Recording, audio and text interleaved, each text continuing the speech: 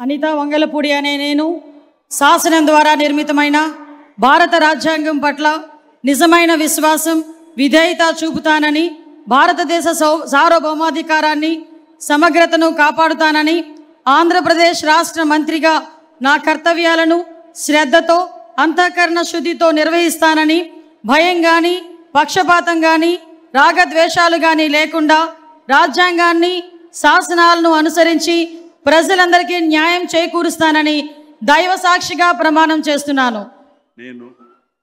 అనితా వంగలపూడి అనే నేను ఆంధ్రప్రదేశ్ రాష్ట్ర మంత్రిగా నా పరిశీలనకు వచ్చిన లేదా నాకు తెలియవచ్చిన ఏ విషయాన్ని నా కర్తవ్యాలను సక్రమంగా నిర్వహించేందుకు అవసరమైన మేరకు తప్ప ప్రత్యక్షంగా కానీ పరోక్షంగా కానీ ఏ వ్యక్తికి లేదా ఏ వ్యక్తులకు తెలియపరచనని లేదా వెల్లడించనని దైవ సాక్షిగా ప్రమాణం చేస్తున్నాను.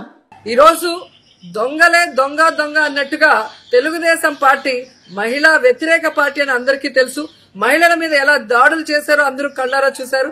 మొన్నటికి మొన్న లోకేష్ పిఏ ఏ విధంగా తెలుగు మహిళలతో సెక్షువల్ హెరాస్మెంట్ చేశారని మరి తాడేపల్లి వాళ్ళ తెలుగుదేశం పార్టీ ఆఫీస్ ముందర దీక్షలు చేశారో మనం కళ్ళారా చూసాం. కాబట్టి ఆ తెలుగుదేశంలో ఉండి వాళ్ళు చేసిన తప్పుని సమర్థించుకుంటూ చంద్రబాబు నాయుడిని కాపాడుకుంటూ జగన్ మీద బురద జల్లాలని ఏమైనా దీక్షలు చేస్తున్నారో వారందరికీ గట్టిగా బుద్ధి చెప్పే విధంగా అందరూ కూడా నిలబడాలని. ఎందుకంటే జగన్ గారు వచ్చిన తర్వాత మనం చూసాం తప్పు జరగకుండా మహిళకి భద్రత ఇచ్చే విషయంలో 100% ఆయన సిన్సియర్ గా ఉన్నారు.